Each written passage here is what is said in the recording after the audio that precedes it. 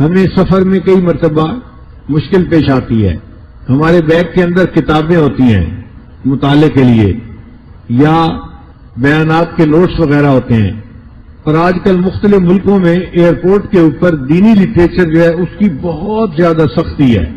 یعنی ایسے تو کسی کے پاس سے اسلحہ نکل آئے تو اتنی سختی نہیں کرتے جتنا دینی کتاب کوئی نکل آئے تو اس پر سختی کرتے ہیں. ایک مرتبہ دبئی ایئرپورٹ پر میرا چھوٹا بیگ تھا، ہینڈ کیری جس کو کہتے ہیں، اس میں بیانات کے پیپر تھے. تو جب پاسپورٹ چیک کروانے کے بعد ہم آگے نکلے تو مشین والے نے چیک کیا اور اس نے میرا بیگ کھول کر دیکھا اور مجھ سے پوچھا کہ یہ کیا ہے. میں نے اسے بتایا کہ بھئی یہ میرے نوٹس ہیں، میں نے کتاب پڑھی اور جو مجھے پسند آئی بات وہ میں نے اس کے اوپر لکھ لی ہے. خیر وہ بندہ خاموش ہو گیا، اس نے بیگ بند کر دیا. جب آگے نکلے تو آگے ایک اور بھی چیک پوسٹ تھی، انہوں نے دوبارہ پھر بیگ کو چیک کیا.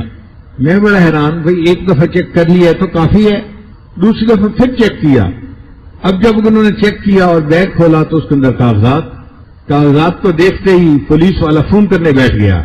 اب میں حیران سوچ رہا ہوں کہ یا اللہ، یہ اپنے کسی افسر کو بلاتا ہے یا کس کو بلاتا ہے اور اس کو کیا چیز نظر آ گئی جو اتنی اہم ہے کہ کسی کو بلانے کی ضرورت پڑ گئی.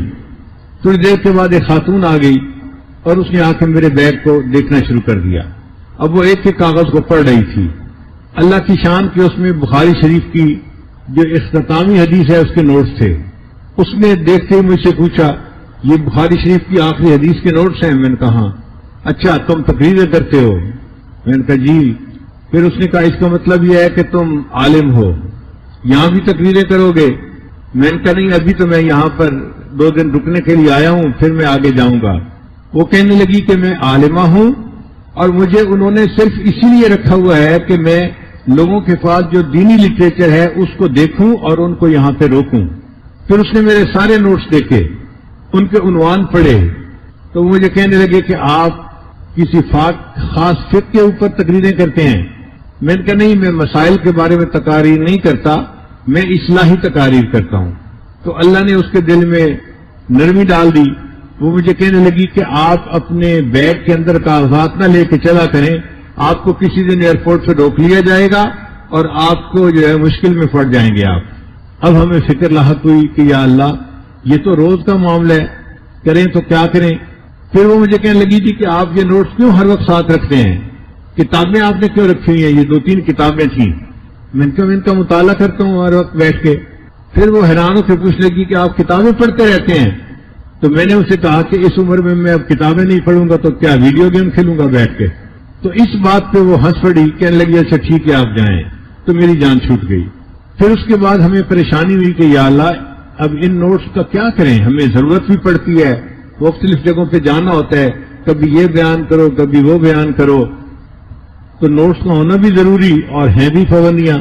تو ذہن میں خیال آیا کہ ہم قرآن مجید کی اس آیت کو کیوں نہ پڑھ لیا کریں.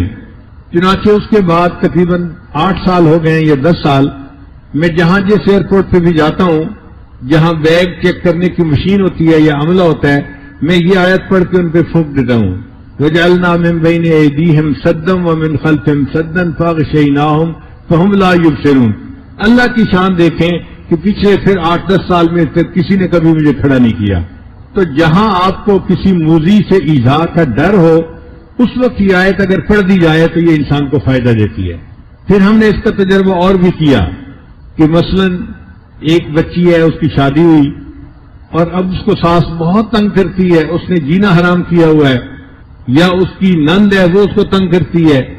تو ہم نے کہا کہ بھئی آپ صبح صبح اٹھا کریں، فجر کی نماز بھی پڑھا کریں اور یہ آیت پڑھ کے ان پہ دم کر دیا کریں، اللہ تعالیٰ ان کے شر سے حفاظت فرمائیں گے. ہم نے جتنے بندوں کو یہ بات بتائی 100% اس کا نتیجہ پایا. ہم نے ہر بندے نے کہا اللہ نے ہمیں ان کے شر سے نجات عطا فرما دی.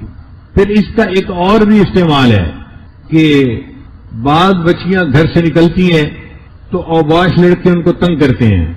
کالجوں یونیورسٹیوں میں جو لڑکیاں جاتی ہیں، تو اگر وہ اس آیت کو پڑھ کے پھونک دیا کرے تو راستے میں کوئی ان کو تنگ نہیں کرے گا، کسی سے ان کو ایذا نہیں ملے گی، اللہ ان کی حفاظت فرمائیں گے. تو اس آیت کے بہت سارے فوائد ہیں.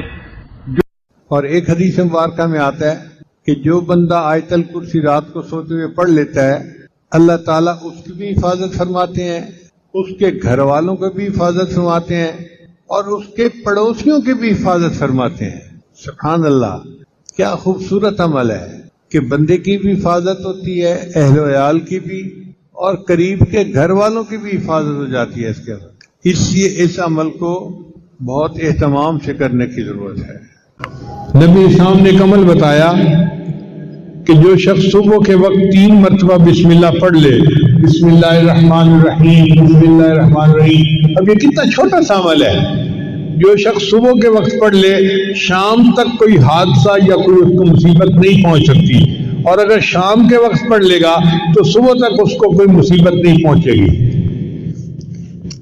یہ کتنا چھوٹا عمل ہے، اپنے گھر میں اپنی بیویوں کو بھی بتائیں، اپنے بچوں کو بھی، اور ان کی عادت بنائیں کہ وہ ہر وقت یہ بسم اللہ کا عمل کرنا شروع کر دیں۔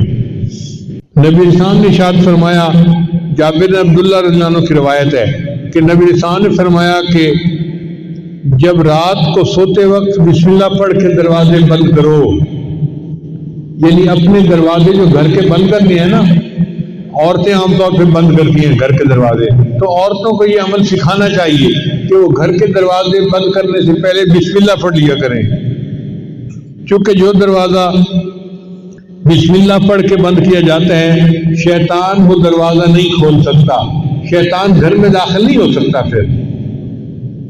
اور بسم اللہ پڑھ کے اپنے پانی کے مشیزے کا منہ باندھ لیا کرو، اور بسم اللہ پڑھ کے اپنے برتن ڈھانپ لیا کرو، اور اگر ڈھانپنے کے لیے کوئی چیز نہ ملے تو برتن کے اوپر لکڑی رکھ دیا کرو اور بسم اللہ پڑھ لیا کرو، اور بسم اللہ پڑھ کے اپنی لائٹوں کو چراغوں کو بند کر دیا کرو۔ اگر تم بسم اللہ پڑھ کے یہ سارے کام کرو گے تو رات کو کوئی شیطان گھر میں داخل نہیں ہوگا، اس گھر میں کوئی گناہ نہیں ہوگا، اور اس گھر میں کوئی پریشانی نہیں آئے گی۔ آج دیکھیے بسم اللہ نہیں پڑھتے تو ہمارے گھروں میں دن رات گناہ ہو رہے ہوتے ہیں۔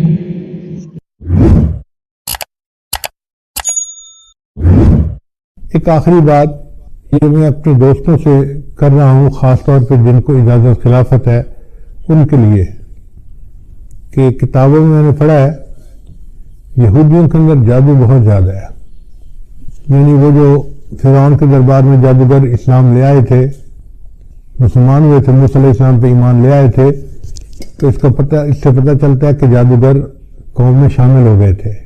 ویسے بھی سلیمان علیہ السلام کے زمانے میں جنوں سے لوگ جو ہے وہ جادو سیکھتے تھے، تو یہودیوں میں جادو بہت رہا ہے، اور یہ جادو آج تک ہے۔ یہودیوں میں کچھ لوگ ہیں جو اسی پہ زندگی گزارتے ہیں، اور اس کا نام ہے قبالہ۔ جیسے ہمارے دین اسلام میں نا تصوف، کہ کچھ لوگ روحانیت کو بنانے کے لیے پوری زندگی خانقاہوں میں رہتے ہیں، محنت کرتے ہیں، بیعت ہوتے ہیں، تو دین اسلام میں جس طرح تصوف ہے، یہودیوں میں اس کے مقابلے میں قبالہ ہے، اور قبالہ جادو کو کہتے ہیں، اور یہ جادو مستقل کرتے رہتے ہیں۔ ان کا حال یہ ہے کہ نبی اسلام کے زمانے میں ایک آدمی تھا جو منافق تھا، اس نے نبی اسلام پر بھی جادو کیا تھا، اس نے اور اس کی 2 بہنوں نے، اور نبی اسلام پر 6 مہینے اس کا اثر رہا تھا۔ پھر اللہ تعالیٰ نے بتا دیا تو نبی اسلام نے پھر ایک چٹان کے نیچے ان کے بالوں کو دبایا گیا تھا، وہ نکلوائے اور جادو کا اثر ختم ہوا۔ پھر اس کے بعد معوذتین نازل ہوئی اور اللہ تعالیٰ نے ہمیشہ کے لیے جادو کا توڑ عطا فرما دیا۔ اب سوچئے کہ اگر اللہ کے حبیب صلی اللہ علیہ وسلم پر بھی جادو کا اثر ہو سکتا ہے تو بھئی ہم کس کھیت کی گاجر مولی ہیں؟ تو یہ یہودی مستقل جادو کرتے رہتے ہیں۔ کتاب میں لکھا ہوا تھا کہ ان کے جادو کرنے والوں نے بتایا کہ جب خلافت عثمانیہ کو توڑنا تھا تو ایک ایسا یہودی تھا کہ جس کو مستقل انہوں نے جادو کے لیے بٹھا دیا تھا، جب تک خلافت عثمانیہ ٹوٹ نہیں گئی وہ اپنی جگہ سے ہلتا نہیں تھا۔ یعنی اس کی مثال ایسے ہے کہ جیسے دین گشت کے لیے نکلتے ہیں نا تو ایک جماعت کو ذکر کے لیے بٹھا جاتے ہیں، جتنی دیر ہم گشت کرتے رہیں گے آپ اللہ اللہ کرتے رہنا، برکت رہے گی۔ یہودیوں کا یہی حال ہے کہ وہ جب کوئی کام کرنا چاہتے ہیں تو کسی کو جادو کے لیے بٹھا دیتے ہیں۔ تو اگر وہ جادو کے لیے اس طرح بٹھا دیتے ہیں اور کرتے رہتے ہیں تو اس وقت جو روحانیت کے میدان میں آگے بڑھنے والے لوگ ہیں ان کے اوپر ذمہ داری عائد ہوتی ہے کہ وہ ان کے جادو کا توڑ کریں، اور ان کے جادو کا توڑ دو ہی طریقوں سے ممکن ہے۔ ایک تو جو حفاظت کا احتیاط بتایا گیا ہے اپنے اوپر بھی کریں، پوری امت مسلمہ کے مسلمانوں پر کریں، اور دوسرا یہ کہ اپنے معاملات میں یہ چیز شامل کریں کہ معاملات بھی کریں اور 15 منٹ آدھا گھنٹہ ان جادوگروں کے اوپر غائبانہ توجہ بھی ڈالیں کہ اللہ ان کے دل میں مسلمانوں کا رعب ڈالے اور ان کے شر سے اللہ مسلمانوں کی حفاظت فرمائے۔ تو اس میں ایک تو امریکہ کا جو صدر ہے اس کو بھی شامل کریں، اسرائیل کا صدر ہے اس کو شامل کریں، انڈیا کا صدر ہے مودی اس کو بھی شامل کریں، اور اس میں سارے اسرائیل کے یہودیوں کو اور ان کے خاص طور پہ جو قبالہ کے جو لوگ ہیں ان کو شامل کریں تاکہ ان کے دلوں پر اللہ تعالیٰ مسلمانوں کا رعب بٹھائے اور ان کے شر سے اللہ تعالیٰ مسلمانوں کی حفاظت فرمائے۔ یہ ایک عمل ایسا تھا جو ابھی میرے علم میں آیا کہ اس کو کرنا ضروری ہے، اس لیے میں نے بتا دیا کہ خلافہ خاص طور پر اس بات کو سمجھیں اور اس ذمہ داری کو پورا کریں۔ یہ امت لاوارث نہیں ہے، اس کی ذمہ داری روحانیت کے مشائخ کے اوپر ہے، ہر سلسلے کے مشائخ کے اوپر ہے، مگر کم از کم ہم تو پورا کریں نا۔ امید ہے باقی اولیاء کرام اپنی جگہ پہ دعائیں کر رہے ہوں گے اور توجہ کر رہے ہوں گے، ہم بھی اس میں شامل ہو جائیں گے تو اللہ تعالیٰ ہمیں ان کے شر سے محفوظ فرمائے۔ وہ بیری کے درختوں میں ہوں گے جن میں کانٹا نہیں ہوگا۔ بیری کے درخت کو کیوں یہاں تذکرہ کیا گیا؟ عربوں میں بیری کا درخت پسندیدہ درخت تھا، کیونکہ گرم علاقہ تھا نا تو ہر درخت وہاں نہیں اگتا۔ کیکر اور بیر یہ بڑے ڈھیٹ قسم کے درخت ہوتے ہیں، یہ سخت گرمی کے موسم میں کم پانی پہ بھی اگاتے ہیں۔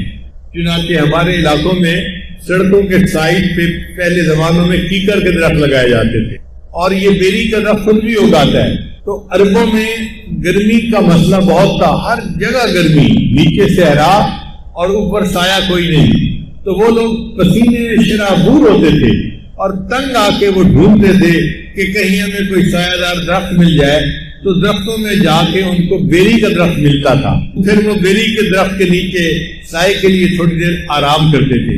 اب جب درخت کے نیچے کھڑے ہوتے تھے تو ان کو بیر بھی کھانے کا موقع ملتا تھا، تو بیر بھی اچھے لگتے تھے۔ چنانچہ اللہ فرماتے ہیں کہ ان کے لیے بیری کے درخت ہوں گے۔ بیری کے درخت کا جو پتے ہوتے ہیں وہ کارآمد زیادہ ہوتے ہیں۔ آج تو ہم شیمپو اور صابن کے زمانے میں جی رہے ہیں نا، پہلے زمانوں میں پانی میں بیری کے پتے ڈال کے اس سے غسل کیا جاتا تھا۔ چنانچہ ہمیں اپنے بچپن کا وقت یاد ہے کہ کوئی آدمی فوت ہوتا تھا تو بیری کے پتے منگائے جاتے تھے اور پانی کے اندر بیری کے پتوں کو جو ہے گرم کیا جاتا تھا اور اس سے مردے کو نہلایا جاتا تھا۔ تو چونکہ بیری کے پتے جو ہیں کارآمد ہیں اور سایہ کارآمد ہے، اللہ نے اس کا تذکرہ پہلے کیا۔ حدیث مبارکہ میں ہے، ایک دیہاتی بندہ نبی صاحب کی خدمت میں آیا، اے اللہ کے حبیب صلی اللہ علیہ وسلم، کیا جنت میں بھی ایذا دینے والی چیزیں ہوں گی؟ نبی صاحب نے فرمایا نہیں۔ اس نے کہا کہ جنت میں بیری کا درخت ہوگا نا؟ نبی صاحب نے فرمایا ہاں بیری کا درخت ہوگا۔ کہنے لگا بیری کے اوپر تو کانٹے ہوتے ہیں جو اپنے پھل توڑنے والے بندے کو نقصان دیتے ہیں، تکلیف دیتے ہیں۔ تو نبی علیہ السلام نے فرمایا کہ جنت میں جو بیری ہوگی اس میں کانٹے نہیں ہوں گے، وہ بندے کو نقصان نہیں پہنچائے گی۔ اب یہ بات کسی زمانے میں عجوبہ ہوتا تھا کہ بیری بغیر کانٹے کے، مگر آج سائنسدانوں نے گلاب کے پودے بنا لیے بغیر کانٹوں کے۔ چنانچہ ساؤتھ افریقہ میں ایک انگریز ہے، اس کو گلاب کا بابائے گلاب کہا جاتا ہے، بڑا اس کی زندگی کی پوری ریسرچ گلاب کے اوپر ہے۔ ایک مرتبہ میرے ساتھی مجھے اس کے پاس ملنے کے لیے لے گئے، اس نے کوئی گلاب کی 150 ورائٹیاں نئی بنائی ہوئی تھی، خود اس نے ایجاد کی تھی دنیا میں۔ تو اس نے مجھے اپنا پورا نظام دکھایا۔ اس نظام میں میں نے اس سے یہ سوال پوچھا کہ کیا کوئی گلاب کا پھول بغیر کانٹوں بھی ہوتا ہے؟ اس نے کہا جی ہاں ہم نے بنا لیا ہے، آئے میں آپ کو دکھاتا ہوں۔ تو وہ مجھے ایک خاص کمرے میں لے کر گیا، وہاں گلاب کا پودا تھا جس پر موٹے موٹے گلاب کے پھول لگے ہوئے تھے اور اس کے اوپر کوئی کانٹا ہی نہیں تھا۔ تو اگر دنیا میں ایسا گلاب کا پودا بن گیا جس پہ کانٹا نہیں ہے، تو جنت میں بیری کا درخت جس پہ کانٹا نہیں ہوگا، اس کا بننا کون سا محال کام ہے بھائی؟ ابو ایوب انصاری عنہ نے اپنے گھر میں ایک طاق میں کھجوریں رکھی ہوئی تھی، وہ فرماتے ہیں کہ میں محسوس کرنے لگا کہ کھجوریں کم ہو جاتی ہیں، تو میں نے ذرا نگرانی کی تو میں نے دیکھا کہ ایک عورت ہے رات کو جو میری کھجوریں چرا رہی ہے۔ میں نے ان سے کہا کہ تم کون ہو؟ کہنے لگی میں جن عورت ہوں۔ میں نے کہا کہ میں تو تمہیں نبی الاسلام کے سامنے پیش کروں گا۔ اس نے کہا کہ آپ مجھے چھوڑ دیں، میں نہیں آؤں گی۔ تو ابو الدرداء لانو نے اس کو چھوڑ دیا، نہ ابو ایوب انصاری لانو نے اس کو چھوڑ دیا۔ وہ دوسری رات پھر آئی، پھر یہی واقعہ پیش آیا۔ نبی الاسلام نے فرمایا کہ وہ جھوٹی ہے، وہ پھر آئے گی۔ اور وہی ہوا کہ تیسری رات ابو جانا نے پھر اس کو چوری کرتے دیکھ لیا۔ اب تو ان کو بڑا غصہ، انہوں نے کہا کہ اب تو ہو ہی نہیں سکتا، میں تمہیں نبی الاسلام کے سامنے ضرور پیش کروں گا۔ اس نے کہا کہ میں تمہیں ایک عمل بتاتی ہوں، تمہیں فائدہ ہوگا۔ کون سا عمل؟ کہ رات کو سوتے ہوئے آیت الکرسی پڑھ لیا کرو، شیطان تمہارے نزدیک نہیں آئے گا۔ صبح نبی علیہ السلام نے پوچھا بتاؤ بھائی کیا بنا؟ جی اس نے مجھے ایک عمل بتایا تھا۔ کون سا؟ کہ رات کو سوتے ہوئے آیت الکرسی پڑھ لیا کرو۔ نبی السلام نے فرمایا صدقت وہو کذوب، بات سچی کر گئی مگر وہ جھوٹی تھی۔ تو اس کا مطلب ہے کہ شیطان بھی بھاگ جاتا ہے اور آیت الکرسی پڑھنے سے جن بھی دفعہ دور ہو جاتے ہیں۔ تیسرا واقعہ اوئی ابن کعب لانہ کو پیش آیا۔ وہ فرماتے ہیں کہ میں نے دیکھا کہ میری کھجوریں کم ہو رہی ہیں، خشک کرنے کے لیے کھجوریں رکھی ہوئی تھیں تو کم ہو جاتی تھیں۔ میں نے ایک رات نگرانی کی تو میں نے دیکھا کہ کوئی بندہ اس میں سے لپیں بھر رہا ہے۔ میں نے اسے پکڑ لیا، پھر میں نے اس سے پوچھا اجنیٌ ام انسیٌ، تو انسان ہے یا جن ہے؟ اس نے کہا میں جن ہوں۔ انہوں نے فرمایا اچھا اپنے ہاتھ دکھاؤ۔ تو جیسے کتے کے ہاتھ ہوتے ہیں اس کے ہاتھ اس طرح تھے اور اس پر بال بھی تھے، یعنی انسانوں کے تو بال اتنے نہیں ہوتے، اس کے ہاتھوں پہ بال زیادہ تھے۔ یہ واقعہ بھی ان کے ساتھ اسی طرح پیش آیا 3 مرتبہ، اور تینوں مرتبہ نبی صاحب پوچھتے رہے کہ بتاؤ بھائی تمہارے قیدی کا کیا حال ہے؟ اے اللہ کے حبیب صلی اللہ علیہ وسلم، اس نے مجھے ایک عمل بتایا کہ تم کر لیا کرو تم محفوظ ہو جاؤ گے۔ نبی صاحب نے فرمایا صدق الخبیث، اس خبیث نے سچ بولا۔ اس کا مطلب یہ کہ شیطان یا جن آیت الکرسی کے پڑھنے سے دفع ہو جاتے ہیں اور اللہ تعالیٰ کی حفاظت ہو جاتی ہے۔ تو حاضری لگے گی تو کس وقت سے لگے گی؟ فجر پڑھ کے آ گیا تھا اور بیٹھے بیٹھے اگر وہ آ گئی تو وہ تو ایک کیفیت ہے بندے کے اوپر۔ تو اگر دنیا کے سخی کے دروازے پہ جاؤ تو وہ بیٹھنے کا وقت دیکھتا ہے، درمیان میں اون کے وقت کو نظر انداز کر دیتا ہے۔ تو اگر سخیوں کے پروردگار کے دروازے پہ جا کر بیٹھو تو وہ پھر کیا ان کے ٹائم کو نکال دے گا؟ اب اس کی ایک اور پریکٹیکل مثال دوں آپ کو، یہ تو خیر ویسی ایک بات سمجھانے کے لیے تھی۔ آج کل کچھ باتوں کو سمجھنا آسان ہو گیا ہے سائنسی ترقی کی وجہ سے۔ مثال کے طور پر آپ نے سیل فون دیکھیں، ایک بندہ سیل فون کو چارجنگ پہ لگا دیتا ہے، آن ہو فون یا آف ہو، کوئی چارجنگ پہ فرق پڑتا ہے؟ آپ بتائیں، فون آن ہو یا فون آف ہو؟ جب چارجنگ میں لگا دیا تو چارجنگ، تو جب آپ نے مراقبے کی نیت کر کے دل کی بیٹری کو چارجنگ سے جوڑ دیا تو اب آپ کی سکرین آن ہے یا آف ہے، اس سے کیا فرق ہوتا ہے؟ اللہ تعالیٰ کی رحمت اترتی ہے اور بندے کے دل کی بیٹری کو چارج کرتی رہتی ہے۔ تو اونگ سے تو بالکل ہی نہیں گھبرانا چاہیے، ہاں اپنی طرف سے کوشش کرنی چاہیے کہ بیدار ہو کر بیٹھے، ہوشیار ہو کر بیٹھے۔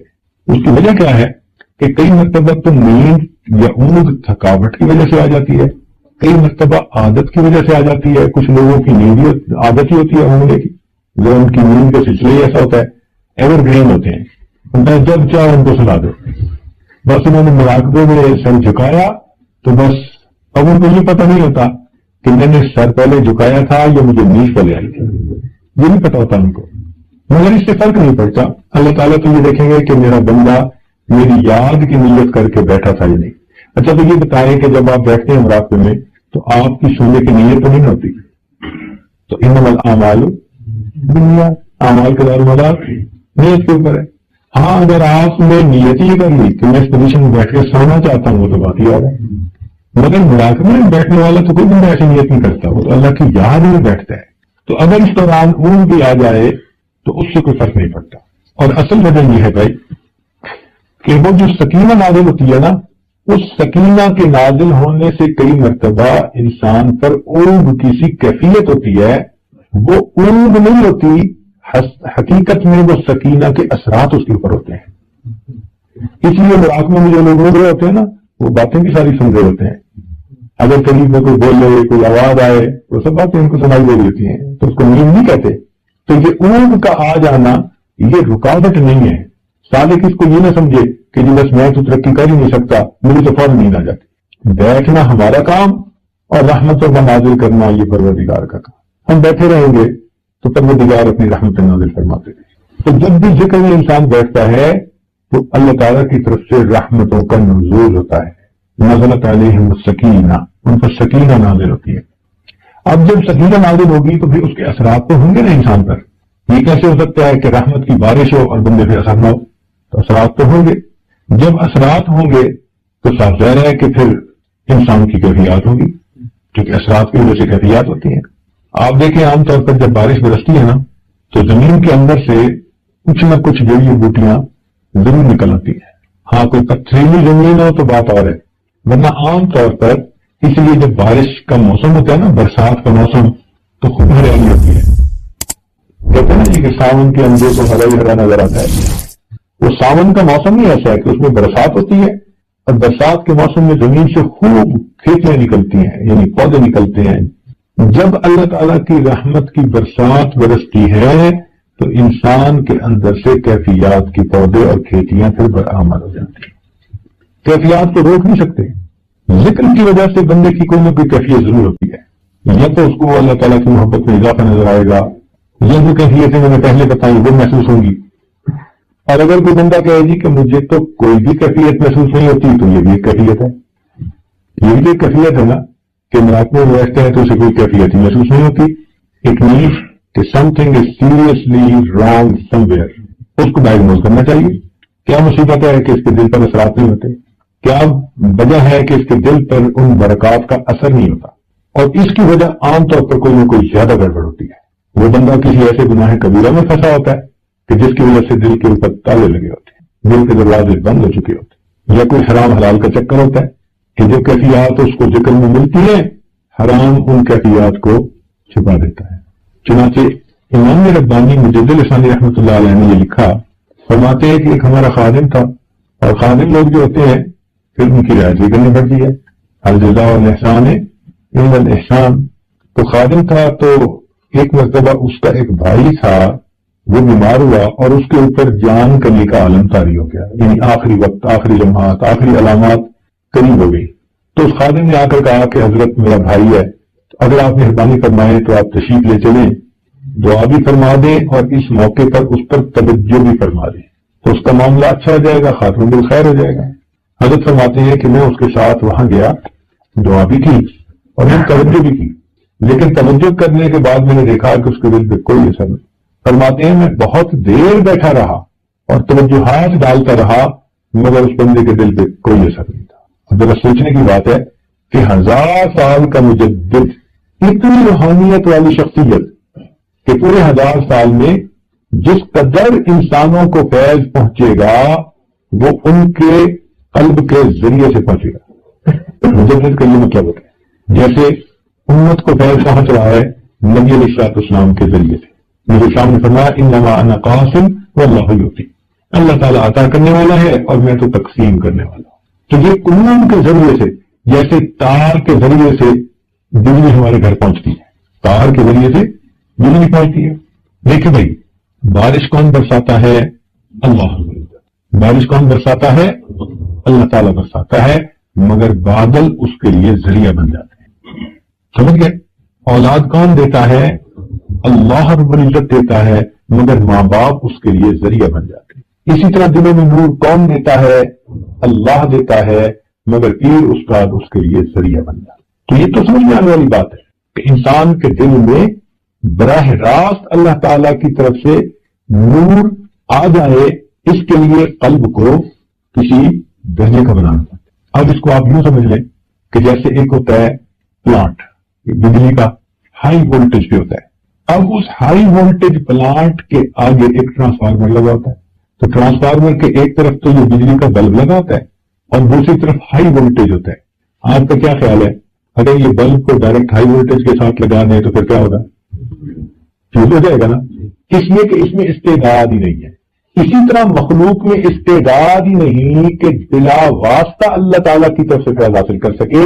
نبی علیہ الصلوۃ والسلام پوری مخلوق کے لیے اس کا ذریعہ بنے. ان کو اللہ تعالیٰ نے وہ صلاحیت دی، وہ نعمت دی، وہ برکت دی کہ وہ اللہ رب العزت سے براہ راست وہ نعمت حاصل کر سکتے ہیں.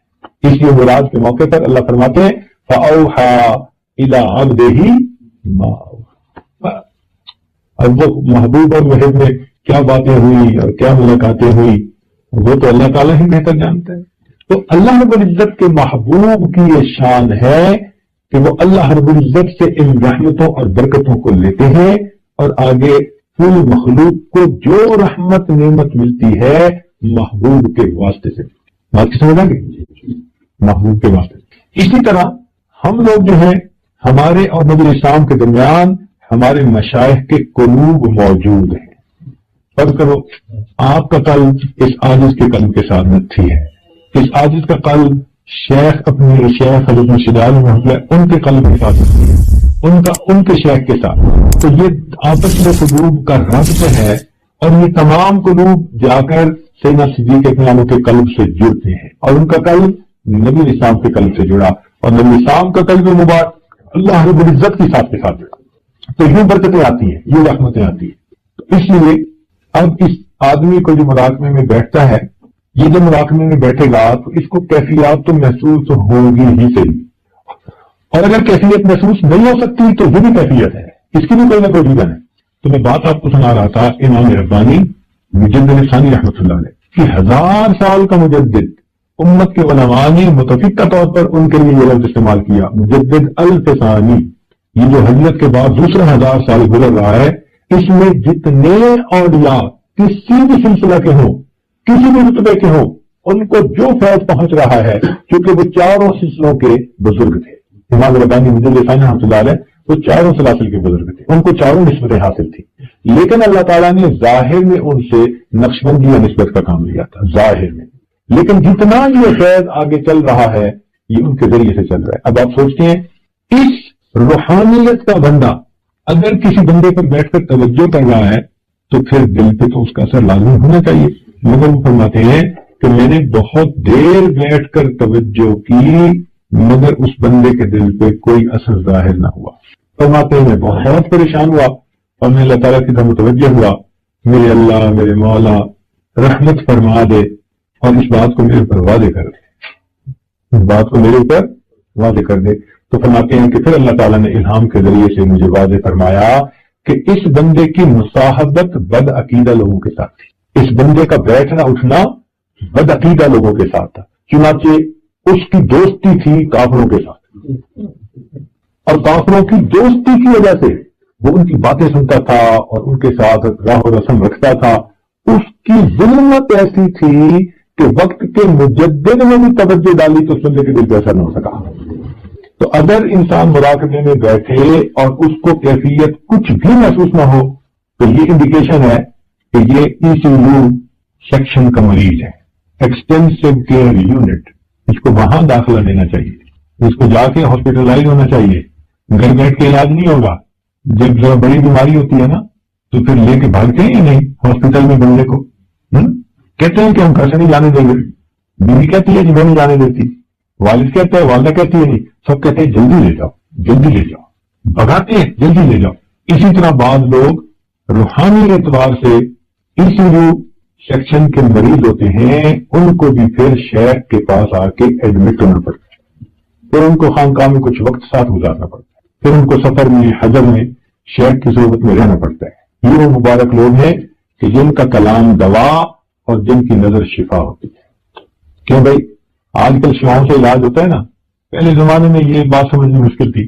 میں نے بتایا نا کہ آج کچھ باتیں سمجھنی آسان ہو گئی ہیں. دیکھیں کینسر کا علاج کس سے کر رہے ہیں؟ کیموتھراپی، شفاؤں کے ذریعے سے. آج کل انسان کے اندر اگر سٹون ہو نا تو اس کو کس سے توڑتے ہیں؟ لیزر کے ذریعے. تو اگر دنیا کی بیماریوں کا علاج شفاؤں کے ذریعے سے ہو سکتا ہے تو کیا روحانی بیماریوں کا علاج شفاؤں کے ذریعے سے نہیں ہو سکتا؟ تو یہ مشائخ کی نگاہیں بھی تو شفائیں ہوتی ہیں. تو اس لیے یہ نگاہ جو ہے نا، تیرا علاج نظر کے سوا کچھ اور نہیں، تیرا علاج نظر کے سوا کچھ اور نہیں، تو نظر کا اثر ہوتا ہے۔ اچھا، اس کی دلیل شرعی طور پر دوں میں،